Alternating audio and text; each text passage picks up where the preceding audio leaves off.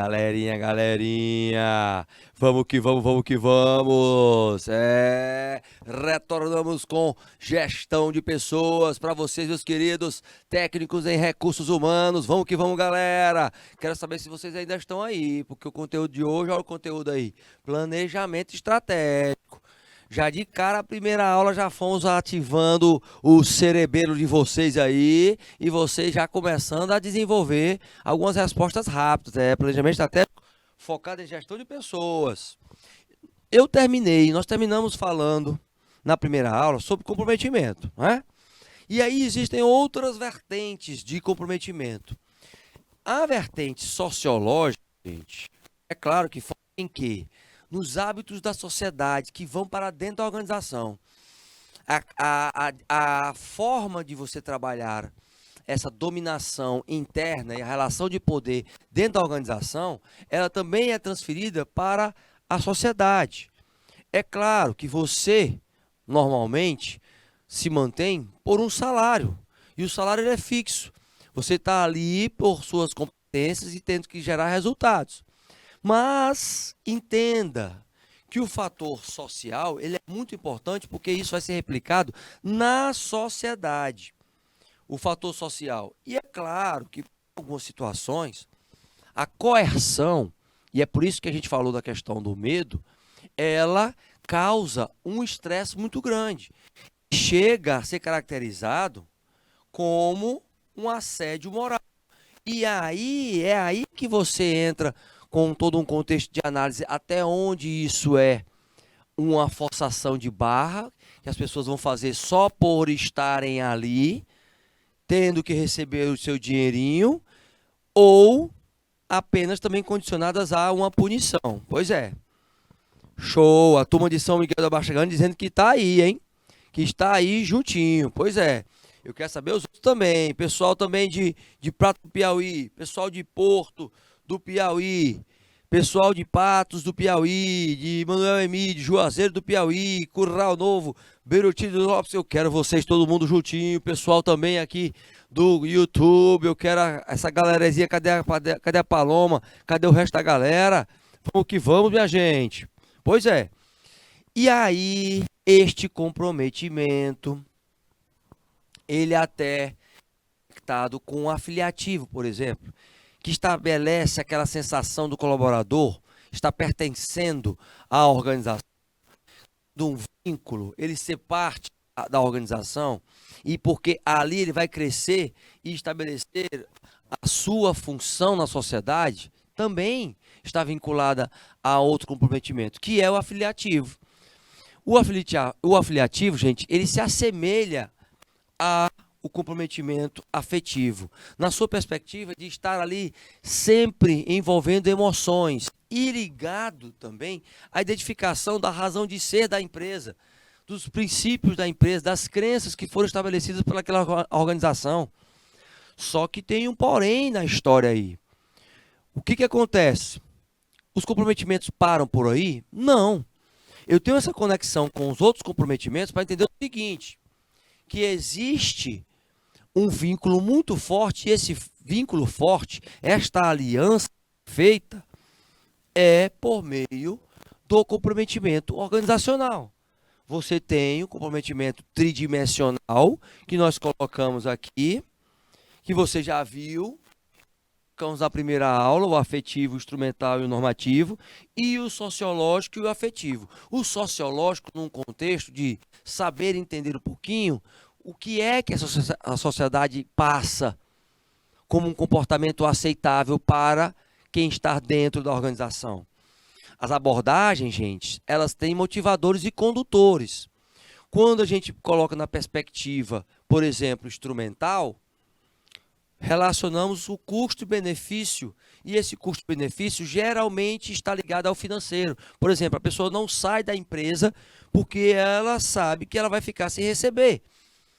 Então, que ela vai perder benefícios, como, por exemplo, a metade de um plano de saúde que é pago, ou a metade de uma faculdade que é paga pela própria empresa. Aqueles benefícios todos são calculados também no instrumental. No afetivo, a pessoa se sente tão bem lá dentro da empresa, que ela quer morar dentro da empresa. e ela busca o bem comum entre as pessoas. Então, emocionalmente, ela está muito ligada à organização.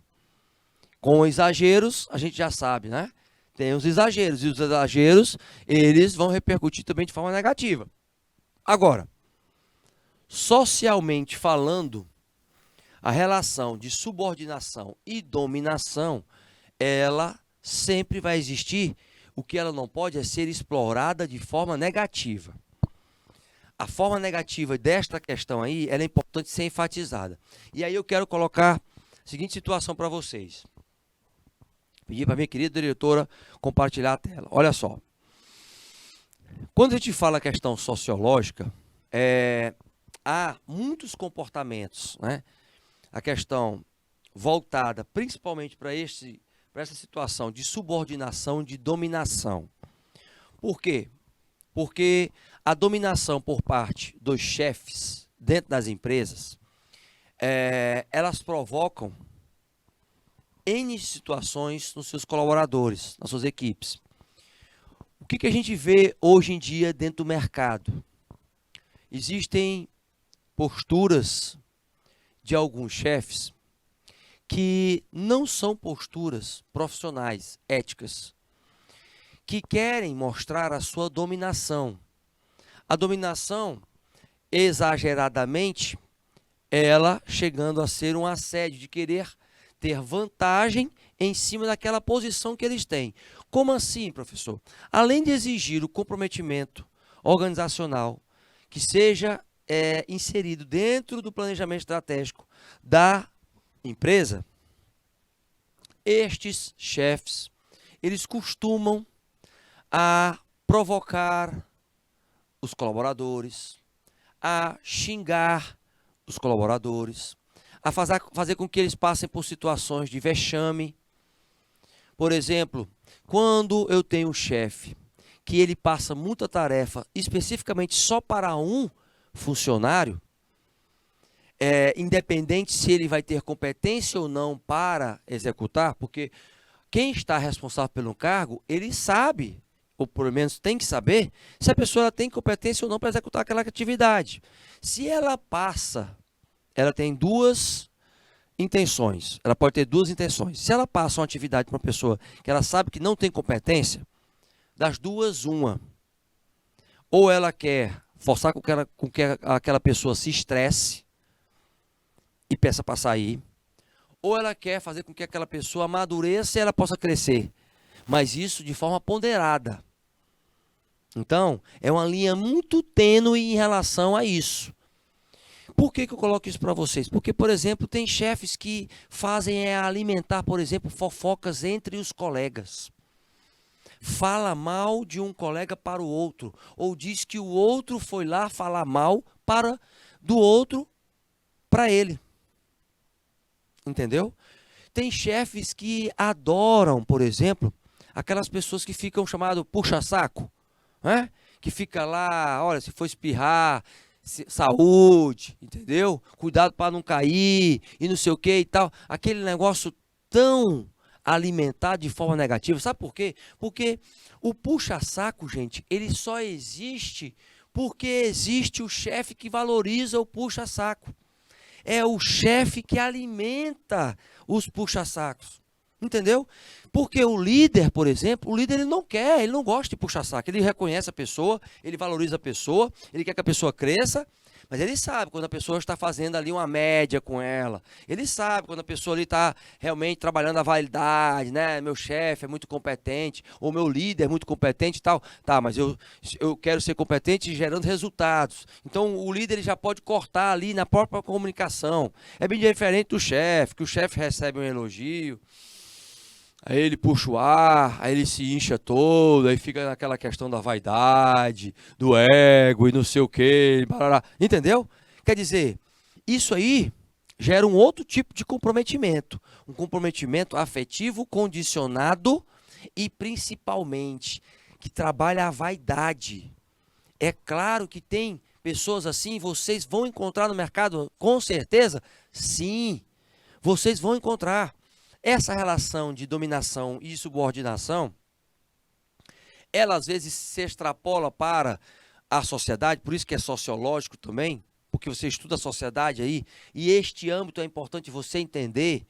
Interessante que você saiba que você vai estar lá fora e você vai respeitar, por exemplo, alguém que é seu chefe, claro. Normalmente você não vai fazer nenhuma brincadeira, né, que possa denegrir a sua imagem, a imagem do chefe, porque você tem uma função na sociedade que está dentro daquela empresa, tá? Então, o que eu quero colocar para vocês é por isso que o aspecto do comprometimento, ele é sociológico, ele está dentro da sociedade. Ah, professor, agora eu entendi. Pois é, porque quando você é comprometido com aquela empresa, você tem que ter o papel na sociedade de defender aquela empresa. Embora você passe por situações difíceis e tal, mas você não está comendo naquele prato? Você vai cuspir naquele prato e comer o teu próprio cuspe? Já baixa a tua saliva, né? Quer dizer, então entenda o seguinte, isso também você leva como uma postura de comprometimento dentro da sociedade. Aí é que entra o comprometimento sociológico, certo? Ok? Retornando para os slides, vamos que vamos. O normativo é normas, e a gente já falou, impostas pela organização, e o afiliativo com o sentimento de pertencer àquela organização, a um grupo, porque o ser humano é um ser gregário, minha gente. O ser humano é um ser gregário. Então, o que acontece? Ele tem que estar participando ou pertencendo a um grupo. E isso traz autorrealização para ele. Todavia, no entanto, entendam que quando eu parto para aplicar a estratégia organizacional, opa, está chegando mais fundamentada no planejamento. Pois é, eu preciso ter um comportamento que seja encaixado nas situações que acontecem no ambiente global. Quase até significa o quê? Mudanças e adaptações a essas mudanças constantemente. Toda organização precisa de um padrão de comportamento holístico. O que é holístico, professor? É você olhar para o todo, você ao invés de olhar para uma árvore, você olha para a floresta, minha gente. Isso é sistêmico, isso cria negócios, isso faz com que você olhe o todo. O todo é maior do que a soma das partes. O que quer dizer isso, Tite? O todo é maior do que a soma das partes, quer dizer o seguinte, a coletividade ela vai ser maior do que a individualidade. Porque as partes, gente, elas são partes e só conseguem um resultado maior se estiverem coletivamente juntas, envolvendo todos os aspectos. E os aspectos, eles são condicionados na seguinte situação, ó. Na administração, eu trago a gestão, certo? Então, ferramentas de gestão é definido de forma clara, simples. Simples, gente. Tudo conectado aí, se você for ver, a quinta etapa em um planejamento estratégico. Olha aí, que é avaliar resultados e fazer as correções. Se você for ver, por exemplo, eu posso aplicar dentro do planejamento estratégico P, D, C, A.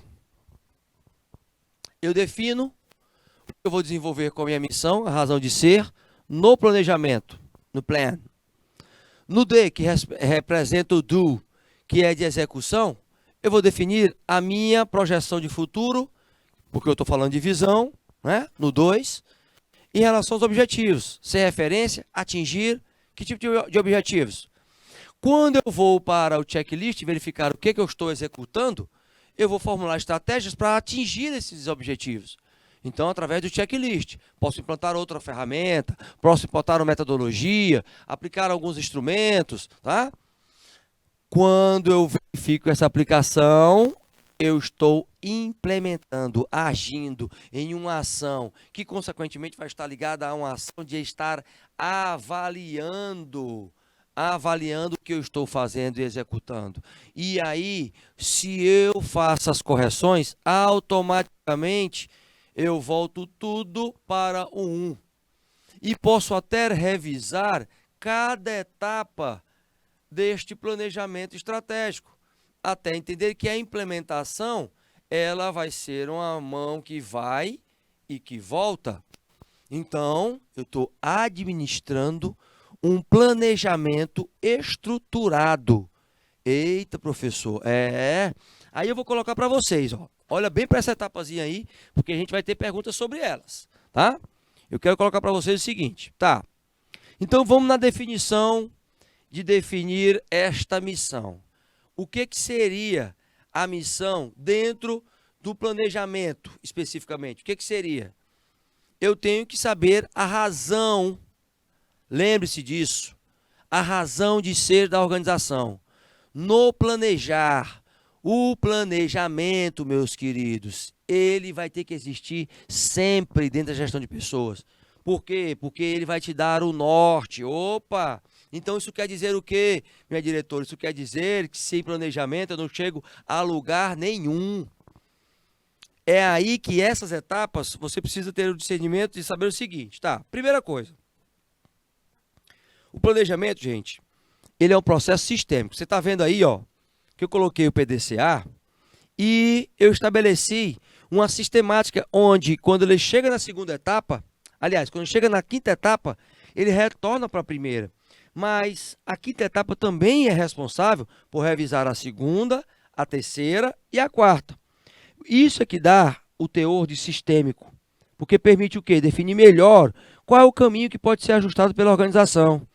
Como é que eu vou atingir os objetivos? Como é que eu vou me imergir dentro de um contexto previamente estabelecido e analisado, porque o planejamento ele vai visualizar o futuro. É por isso que na segunda etapa tem visão, porque nós queremos ter referências no segmento tal. Opa, isso é um comportamento visionário, porque você está estabelecendo uma visão de futuro. É aí que mora a grande situação questionada. Primeiro, eu tenho que ter no meu planejamento missão, visão e valores. Eu tenho que ter no meu planejamento a análise do ambiente interno e externo, quando eu for estabelecer esses objetivos. No ponto 2 da visão, eu tenho que saber, principalmente, a definição do meu plano de ação na hora que eu for formular uma estratégia. Opa, professor, então, no 3 aí, na hora que eu for formular uma estratégia, eu tenho que saber qual é a ferramenta que eu vou utilizar. Pois é, o plano de ação pode ser o 5W2H. O 5W2H, para quem não lembra, é o quem, como, onde, porquê, quando, quanto. Isso vai me dar o norte. E aí, no implementar, eu vou verificar se isso está gerando resultados e analisar esses resultados, mensurando e acompanhando os mesmos, minha gente. Então, é um fator decisivo o conceito de planejamento e administração estratégica? Claro, porque ela é sistêmica. O analisar os cenários internos e externos, a redefinição de metas constantemente, as ações para se chegar ao local que eu estou desejando, isso faz parte do processo. Agora, se eu não tiver uma identidade organizacional definida, se eu não conhecer um público-alvo que eu quero atingir, quem são os clientes que eu quero atender, os meus grupos de interesse, se eu não tiver uma análise dos ambientes externos e internos constante também, de verificação dos pontos fortes e fracos no ambiente interno, de verificação dos pontos de ameaças e oportunidades no ponto externo, e não definir táticas para isso, já era. Eu tenho que ter esta concepção. O objetivo estratégico aí é ultrapassar os desafios que a instituição deverá ter. Ela vai tentar suplantar, conseguindo implantar a sua estratégia, a sua tática. É por isso que o conceito de planejamento, ele consiste em ser uma tarefa muito importante para a gestão, definitiva para a administração estratégica, principalmente, porque ela estrutura a forma que nós vamos atingir os objetivos, meus queridos. É essencial que eu tenha essa administração estratégica para a tomada de decisão, minha gente. Eu tenho que ter isso, porque senão eu não vou conseguir tomar decisão nenhuma. Este alinhamento dos princípios, por exemplo, com as estratégias, dentro do planejamento estratégico, traz uma maneira indiscriminada na administração de significar um estabelecimento de novas táticas constantemente, adaptação às mudanças, porque aí é que eu vou ter que mapear tudo o que acontece, inclusive com aqueles que estão liderando. A personalidade, a forma de se comunicar, a forma de gerir o tempo, tudo isso vai se encaixar, vai ter que se encaixar a administração estratégica dentro do planejamento estratégico. Eita, professor, e o significado de estratégia é conhecer também dentro do planejamento o pessoal que vai executar e vai buscar os resultados positivos. O saber como contornar as objeções, buscando soluções sempre com alternativas diversas, apontando saídas e caminhos onde a solução seja a prioridade. Pois, se você não entender qual é o verdadeiro ponto estratégico e que ele pode se mover nas suas características, também você não vai obter êxito. Só então, gente, nesta implementação, é que você vai começar a avaliar os seus resultados, entendendo os posicionamentos, por exemplo, de fatores da organização. A organização hoje ela tem mais de 20 P's que são analisados. Mas vamos colocar só os 5 básicos. Posicionamento de precificação, por exemplo, da empresa. Correlacionado com os recursos humanos. Posicionamento de promoção da empresa. Posicionamento em relação ao ponto de venda dessa empresa. Como é que estão o endereço virtual da organização, o presencial, ele estabelece a conexão com o mercado? Não estabelece? O produto, quais os produtos tangíveis e intangíveis que são trabalhados pelas pessoas e o que elas precisam melhorar em relação a mostrar os benefícios desses serviços e produtos? O que é que o segmento especificamente vem falando, vem passando para essa organização que ela tem que aprender? Que ela tem que aprender e crescer com estas falhas e buscar alinhar os indicadores de clientes, de financeiro, de processos internos. Por quê? Porque dentro da administração estratégica, você vai poder até reeditar algumas atividades de alguns setores. Ora, com base nisso tudo, entenda o seguinte: é a partir deste momento que eu tenho a concepção dessas etapazinhas que eu quero que vocês fixem bem estas etapazinhas aí da administração estratégica, porque vocês vão fazer isso aí para o resto da vida, meus queridos. Vocês precisam entender que isso vai acompanhar vocês por toda a trajetória de recursos humanos. E aí, com base em cada uma dessas etapas, eu vou alinhando a minha formulação estratégica. Olha só, olha como fica mais claro a situação. Você entender quem você é, para onde você quer ir e o que a empresa tem a oferecer para o ambiente interno e externo. Olha o alinhamento aí em relação aos fatores para se chegar a uma estratégia organizacional. O como buscar fazer, uma vez entendendo cada uma dessas etapazinhas aí. Olha como é que pode ser a estrutura. Eu não posso fazer um planejamento estratégico sem colocar a missão, sem colocar a visão, sem colocar os objetivos claros para as pessoas. Eu não posso fazer isso. É aí que entra a tua sensibilidade de olhar, por exemplo, para um gráfico desse, a definição estratégica, e entender o seguinte: olha só aonde estão os objetivos do RH. Aqui de propósito.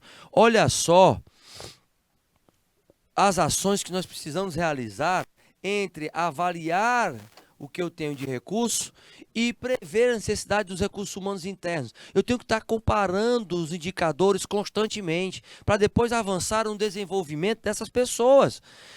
Durante o quê? A implantação do plano de recursos humanos. Porque você vai ter que estar alinhado, o teu RH, gente, vai ter que estar alinhado a todas as unidades estratégicas de negócio da organização. A quem conduz o planejamento estratégico da organização? RH. RH vai evitar o excesso e vai ser responsável. É por isso que todo mundo diz dentro da empresa. É a culpa de quem? A culpa é do RH. A culpa de quem? Não estamos produzindo? É do RH. A culpa de quem? Mas aí, por exemplo, se a empresa conseguir atingir o objetivo, que é faturamento, né? Melhorou o faturamento em 20% no final do ano. Tá certo. Será que o RH vai ser reconhecido? Bem, algumas empresas reconhecem, outras não. Outras dizem que foram todo mundo. Mas o esforço do RH, ele também tem que ser reconhecido, porque ele vai estar dentro dessa estratégia organizacional, tá? Nesse processo de gestão estratégica, você tem alguns pontos do planejamento nessa gestão. Primeiro, não posso começar sem objetivo, sem fazer uma previsão básica, tá? As previsões básicas para atingimento de metas, quer seja de 1 ano, quer seja de 5 anos, 10 anos, revisar os caminhos que já foram executados e o que eu tenho para agir. Fazer uma avaliação constantemente da postura técnica e comportamental, por exemplo, da execução deste processo de gestão estratégica. E escolher alternativas de implantação de um plano de ação. Todavia, veja o seguinte, o planejamento estratégico, gente, ele define as necessidades da empresa. Ele traz o respeito, o quê? Às situações peculiares ao capital humano, tentando se antecipar às mudanças. Esse tentando se antecipar às mudanças aqui é ter proatividade, ser proativo, tá? Não é ter bola de cristal, não. Porque a situação de geração de tendências com novas oportunidades, elas vão acontecer sempre. E o profissional de recursos humanos, gente, ele tem que saber que tem que existir um alinhamento entre o estratégico, o tático e o operacional. É o que representa aqui nessa figurinha para vocês. O alinhamento vem com esse direcionamento e o RH, ele tem que estar aqui do ladinho, tá? O RH, ó, tem que estar aqui do ladinho para poder estar estrategicamente entendendo o que é que os proprietários da empresa querem. Vou dar um exemplo. Vou dar um exemplo para vocês aqui, pedir para minha querida diretora compartilhar. Nós vamos fazer um planejamento estratégico em uma organização antes da pandemia. E o que aconteceu? A cultura da empresa era fazer o planejamento estratégico sem a participação dos diretores. Olha só. E o que acontecia? A responsável no nível tático por esse planejamento, que era a gestora, ela pagava para uma consultoria fazer o planejamento estratégico, entrevistar os colaboradores e depois apresentar para a direção, certo? Só que tinha um porém. O planejamento estratégico, ele era tão bonito, tão bonito, tão bonito, que ele não conseguia ser executado. Era bonito demais. Mas sabe por quê? Porque quem fazia o planejamento estratégico era a consultoria. Não eram os que estavam envolvidos naquela situação que estava sendo proposta pela consultoria. Certo? Então entenda uma coisa. A consultoria pode ajudar num processo de planejamento estratégico? Pode. Mas entenda o seguinte, presta atenção, gente. Presta atenção. Entenda que quando eu vou traçar metas, eu tenho que ter as pessoas lá e essas pessoas defendendo como é que elas vão fazer. Eu posso até colocar no papel, mas o que acontece? Eu coloco no papel para inglês ver. O planejamento estratégico não tem tamanho ideal. Sabe qual é o tamanho ideal dele? É o tamanho ideal de realização. Se ele tiver 2 folhas no planejamento estratégico e você conseguir realizar e a empresa ganhar com isso, crescer com isso, pronto, bastou. Resultado. Essa empresa nos chamou para a gente fazer a mesma coisa que a outra consultoria fazia, certo? E aí, o que aconteceu? Não foi assim. Nossa proposta foi todos participando, todos iriam estudar o que iriam acrescentar dentro do planejamento estratégico e todos iriam defender. Porque o que acontecia era o seguinte, acontecia isso anteriormente? Acontecia. Os líderes, eles iam defender para a direção, certo? No planejamento estratégico. Mas a direção não participava do planejamento estratégico. E quem construía o planejamento estratégico era a consultoria. Então, o que a consultoria fazia? A consultoria preparava os líderes bonitinho para fazer a apresentação, certo? A outra consultoria, a primeira, né? Que aí o que acontecia? Fechava o final do ano, vamos fazer o planejamento do ano seguinte. Aí todo mundo ia lá, fazia a apresentação, maravilha, show de bola e tal. Mas não conseguia atingir as metas durante o ano seguinte. A apresentação era maravilha, entendeu? Show de bola, mostrava e tal, papapá, indicadores, paraná, ok. Mas na hora de executar no ano seguinte, aquele planejamento que foi estabelecido, não conseguiam. Sabe por quê? Porque a consultoria ficou responsável por construir, ela saía. E aí não continuava o trabalho, junto de acompanhamento e desenvolvimento dos líderes. Resultado, nós fizemos o contrário. As pessoas tiveram que estudar para poder apresentar e elas contribuir com o que elas tinham de dados de cada setor. Aí o que aconteceu? Primeira coisa, dificuldade dessas pessoas de apresentar. Por quê? Porque a situação era bem diferente da anterior. Estes colaboradores, eles estavam fazendo. Eles não estavam sendo treinados só para apresentar, só para replicar. Eles estavam fazendo e eles começaram a sentir dificuldade. Aí a gente teve dificuldade para poder eles aprenderem, mas no final eles aprenderam e apresentaram e começaram a executar este planejamento estratégico. A grande questão aí foi eles entenderem que eles precisam participar do processo e não maquiar o processo. Então, gente, o que eu coloco para vocês? O nível estratégico, ele tem que participar também. Ah, detalhe, o nível estratégico participou de todas as reuniões com os líderes que iriam apresentar, colocando as sugestões, estando lá envolvido, fazendo essa apresentação de uma forma geral, para que eles soubessem como é que tinha sido o processo. E aí ficou a parte escrita, mais a apresentação, e eles executando. Agora, o que é que vai dar continuidade a esse trabalho? O RH. Nós saímos de lá, não é? Deixamos, porque o trabalho de consultoria também é desse jeito. Agora, você deixa a expertise para que ele possa colocar em prática. E a prática aí é a participar do processo de construção especificamente. Certo? Então, preste atenção nisso aí. Participar do processo de execução. RH precisa ter esse entendimento para poder implantar tudo isso. Ok? Retornando para os nossos slides. Então, essa gestão estratégica, ela está atrelada ao planejamento que envolve os processos de tomada de decisão. A força de trabalho é colocada aí em cima, gente, da estratégia. Buscando o quê? Uma ação organizacional futura sempre. Todavia, você vê que eu tenho os objetivos alinhados às competências, os comportamentos e também às políticas de práticas voltadas para a organização. Opa, sabendo disso, o que você pode avançar? Entendendo que você vai ter o planejamento adaptativo, você vai buscar se adaptar, então, por isso que você coloca o nome de planejamento adaptativo. O autônomo isolado, que é aquele que faz uma articulação, se especializa em determinado segmento e aí traça uma função para cada um na execução do planejamento estratégico.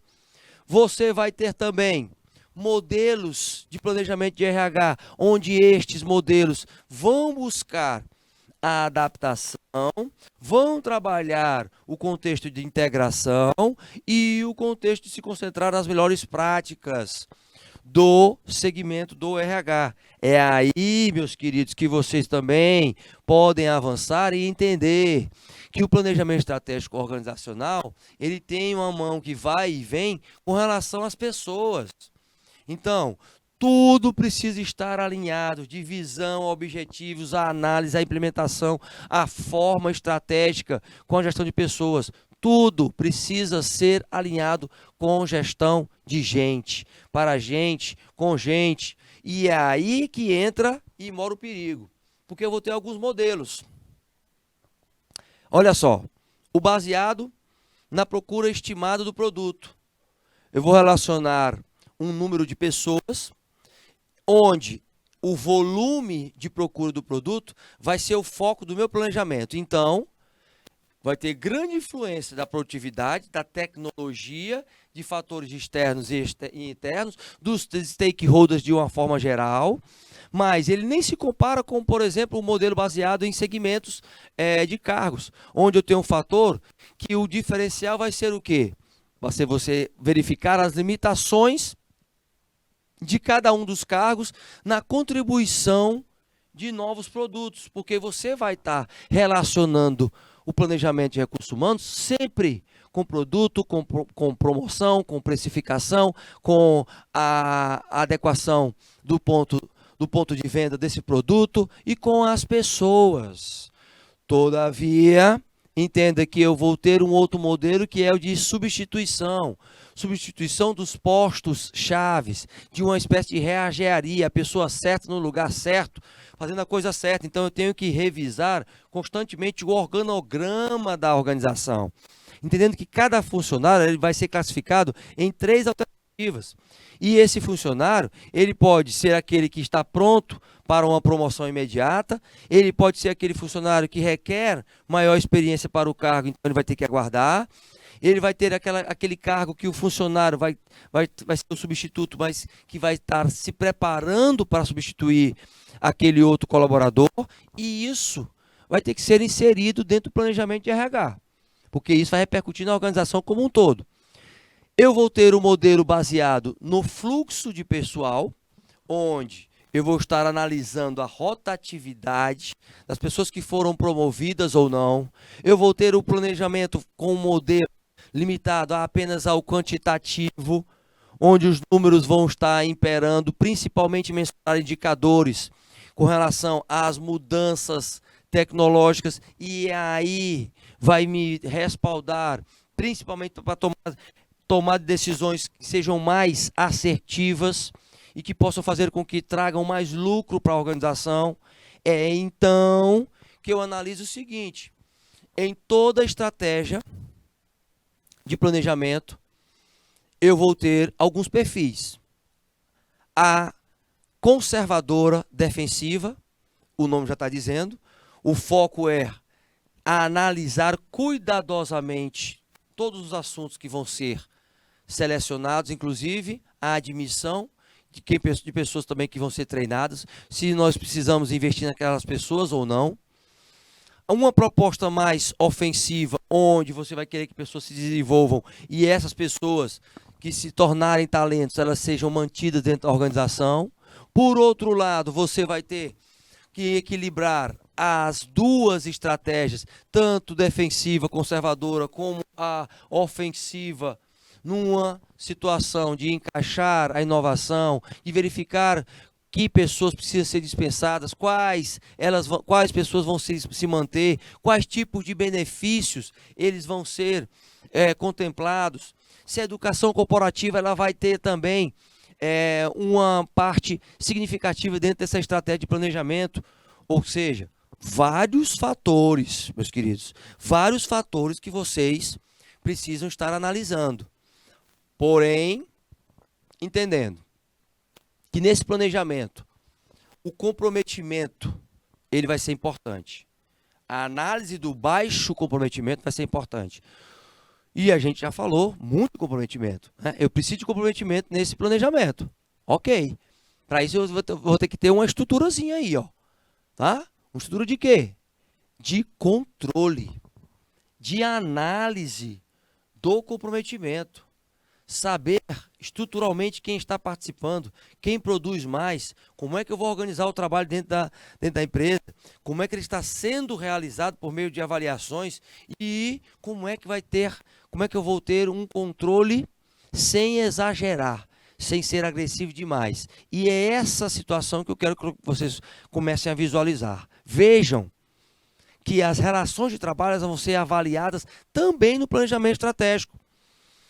A formação, por exemplo, desses colaboradores, o trabalho de aproximação com os sindicatos, o quanto é importante a aplicação dos conceitos voltados para as decisões que foram sugeridas pelos colaboradores, o quanto eles se comprometeram em estar participando desse planejamento estratégico. Tudo isso como uma das principais características das grandes estratégias de recursos humanos, certo?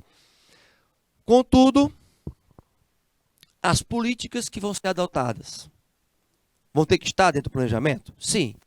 Eu vou ter que relacionar políticas de contratação, políticas de treinamento, de educação corporativa, políticas de plano de cargos e salários, construção de carreiras internas, como é que vai ser o pagamento de benefícios também, os incentivos, vai ser bonificação, vai ter uma variedade de bonificação em relação a equipes comerciais, equipes de logística, ou vai ser uma padronização de forma concreta, para que todos sejam tratados de forma equitativamente. É isso que você vai ter que levantar.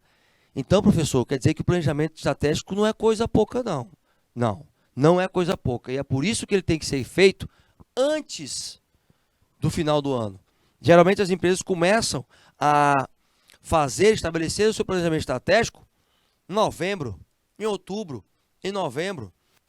Pelo menos as que são organizadas. O que eu tenho que mapear, principalmente, são fatores que vão prejudicar a empresa. Né? Rotatividade e absenteísmo entram nela. Assim como o absenteísmo ele é forçado, de uma certa forma, para que você comece a mapear e estudar esses movimentos. Por exemplo, ter funcionários nem sempre significa fazer com que eles estejam trabalhando. Tá? Todo momento. Então, entra aquela questão de que tem pessoas que estão trabalhando e elas não estão produzindo, elas estão só ocupadas, fazendo o tempo passar. Ou seja, não estão envolvidas na missão, visão e valores da organização. Por outro lado, isso vai me ocasionar rotatividade, o chamado de turnover? Sim. Por quê? Porque as pessoas elas não veem mais um fator positivo estar dentro daquela organização. E fora que, quando eu vejo pessoas saindo e sendo substituídas constantemente, eu não fico seguro dentro daquela empresa, gente. Resultado, eu também não crio um vínculo de proximidade com os meus clientes. Todavia, entenda, tudo isso é custo. Se eu não analiso os custos em recrutamento, em seleção, em treinamento, em custo de desligamento, e tem empresas que têm, gente, um prejuízo enorme no chamado outplacement. A busca por terceirização constante. Ou seja, para cada uma dessas etapas eu vou ter que relacionar os custos. Então, o quantitativo vai ser muito importante estar sendo inserido dentro desses planejamentos. Ou seja, eu tenho que falar até o quanto custa uma pesquisa de mercado para verificar a questão salarial. Eu tenho que entender um pouquinho sobre qual é a repercussão de produtividade de todos os setores. E eu tenho que calcular isso.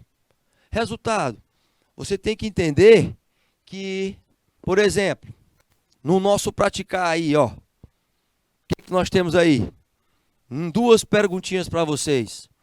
Entenda aí, agora, nesta frase. Eu ficaria feliz em ficar o resto da minha carreira nesta organização. Eu realmente me sinto como se os problemas da organização fossem os meus problemas. Isso se refere ao quê?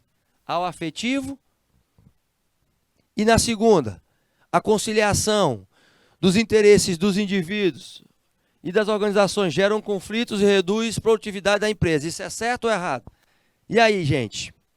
Respondam aí. Quero saber, já está no finalzinho da nossa aula e eu quero que vocês respondam, meus queridos. Vou ver, não, vocês não estão respondendo, né? Vocês não estão respondendo, eu vou responder para finalizar a nossa aulinha.